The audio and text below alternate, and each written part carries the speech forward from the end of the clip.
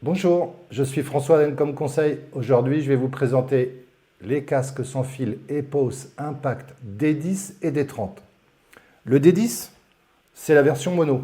Là, vous avez deux possibilités, soit une oreillette discrète, je l'ai là à droite, légère, parfaite si vous voulez garder l'oreille libre, soit un casque mono avec arceau. Actuellement, il est monté dans cette configuration qui se pose sur la tête et apporte plus de confort.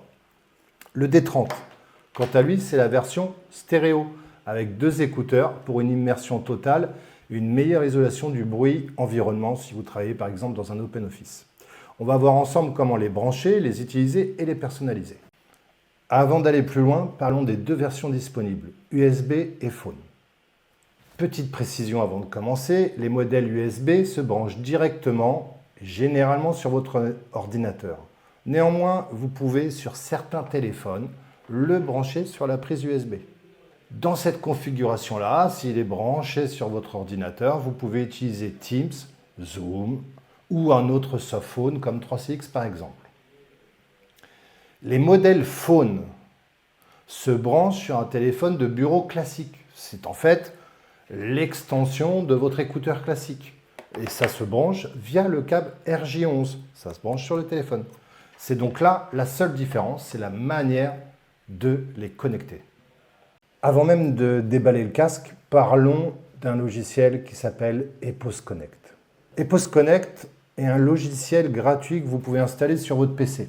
Il vous permet de garder votre casque à jour, donc de mettre à jour ce qu'on appelle le firmware et donc de bénéficier des dernières améliorations et corrections du casque, de personnaliser les réglages audio et les boutons et de diagnostiquer facilement en cas de souci. Si vous utilisez un modèle USB, je vous recommande vraiment et vivement de l'installer dès le départ. Déballons ensemble l'EPOS D10 Phone. Allez, voyons ensemble l'EPOS D10 Phone. On va ouvrir, on va trouver dedans une base. On va lui enlever ces petites bulles. La base, nous allons l'assembler ensemble. Donc évidemment, il y a un sens. Vous allez retirer, il y a un film plastique. Quand ça arrive, quand c'est neuf, on le retire, le film plastique. On clique ici et ça sera une base. Une base, il faut l'alimenter électriquement. Vous allez trouver donc un adaptateur électrique et on viendra brancher. Allez, je vous le fais. On viendra brancher l'adaptateur électrique sur la base. On ne peut pas se tromper ici. Et on va le clipser ici pour le brancher. Alors, j'enlève mon adaptateur.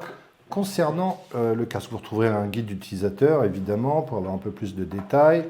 Donc, côté branchement, on aura donc notre adaptateur électrique. On pourra brancher cette base avec la prise RJ11 sur le téléphone SIP. Alors là, on va prendre 2 secondes quand même pour revoir ensemble. Vous voyez, derrière, il y a une prise verte là, phone. Donc, la grosse prise, ici, on va aller la clipser. Et de l'autre côté, ça viendra se brancher sur la prise casque d'un téléphone. Là, j'ai sous la main un téléphone Snom avec une prise casque en dessous. Concernant le casque en lui-même, vous avez sur ce modèle D10 deux possibilités. L'oreillette pour porter à droite ou à gauche, on peut l'assembler d'une manière différente. Ou si on ne souhaite pas avoir juste l'oreillette, on peut l'assembler en mode casque ici. Donc on va clipser et on aura un casque avec notre écouteur. Voilà. Dans les deux versions, il faudra à chaque fin d'usage, alors je vais peut-être le laisser pour la démonstration en mode oreillette, à chaque fin d'usage, il faudra venir le recharger en le plaçant ainsi. C'est magnétique, ça tient.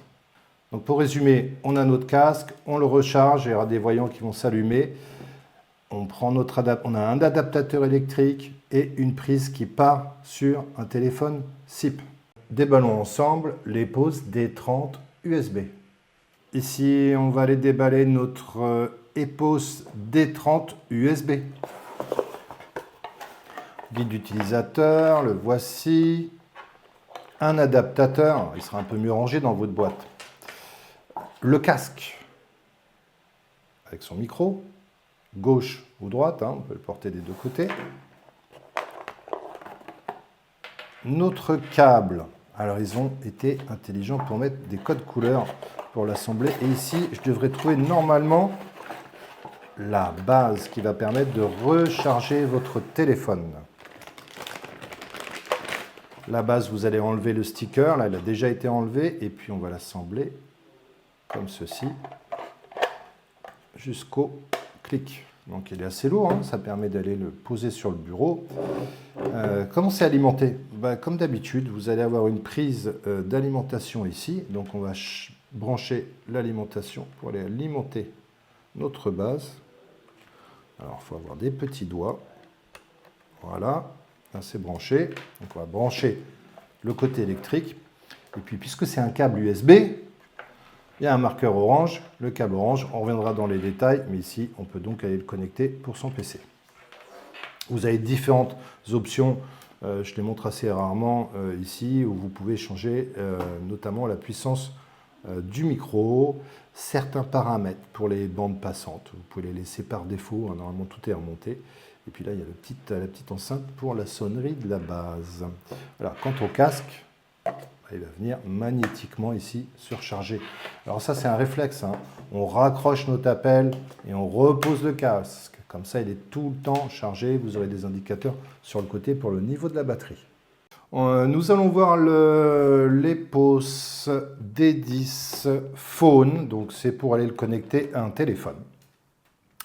On l'a monté là sur cette démonstration avec le casque micro et non pas l'oreillette. Donc l'oreillette, on va la mettre de côté.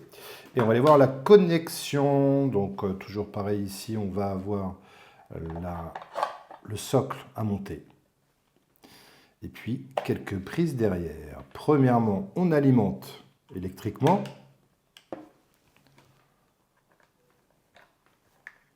Voilà.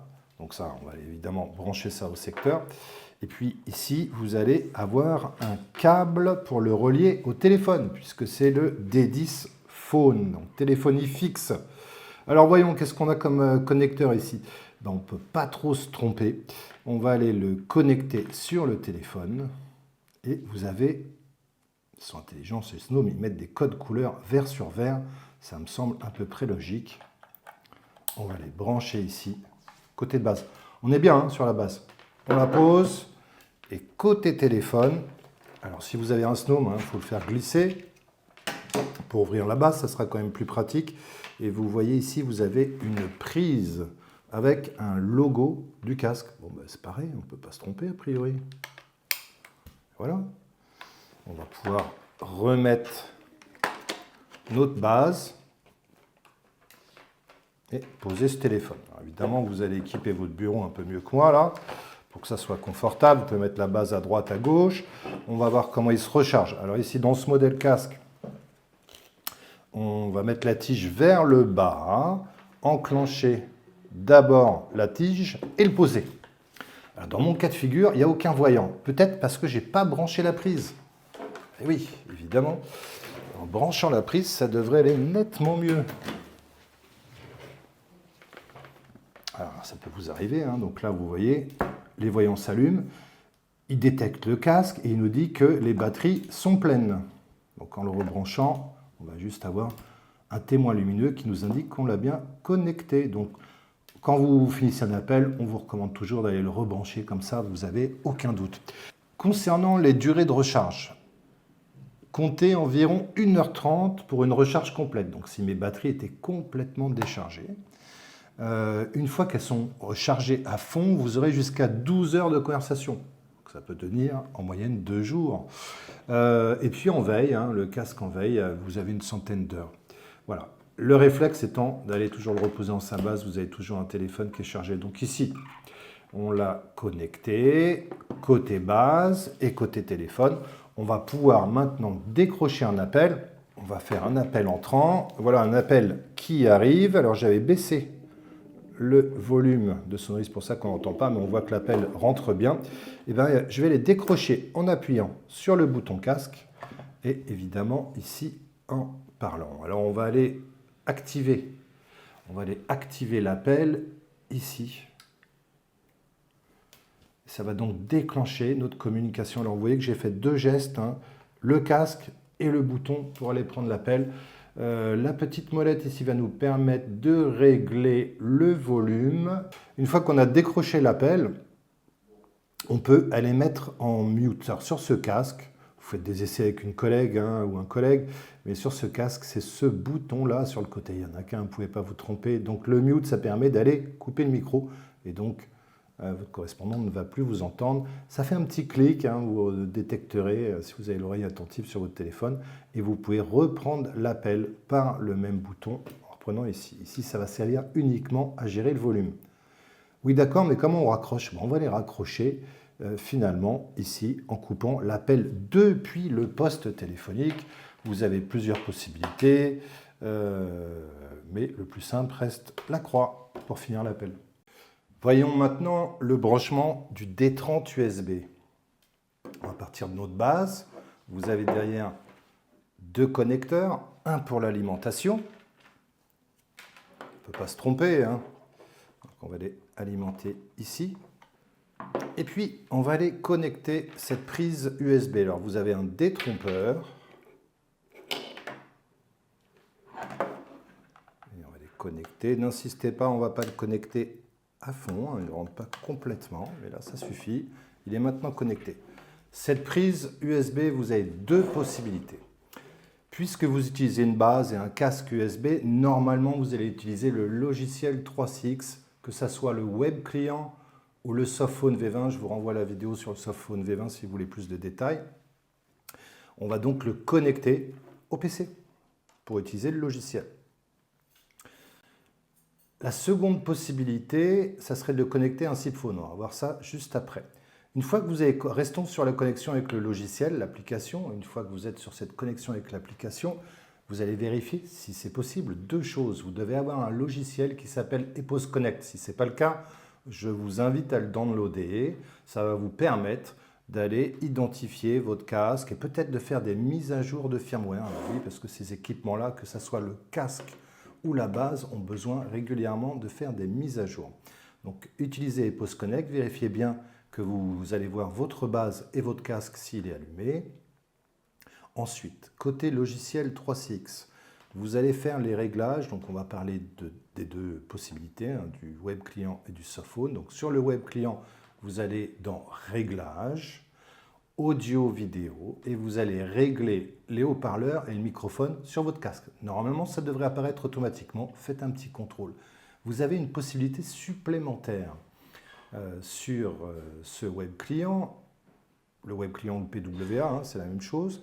Vous avez la possibilité de faire une intégration de casque. Alors ça sert à quoi? Ce n'est pas forcément utile, mais pour certaines personnes qui souhaiteraient décrocher leur appel depuis le casque, depuis le bouton du casque, vous avez la possibilité de le faire. Dans ce cas-là, vous allez sur Intégration de casque, vous choisissez Driver Casque Universel, son petit nom c'est Web HD, et vous cliquez sur Connecter le casque. Si tout se passe bien, vous devrez avoir une ligne verte qui s'affiche avec marqué Epos Impact Connected, donc connecté.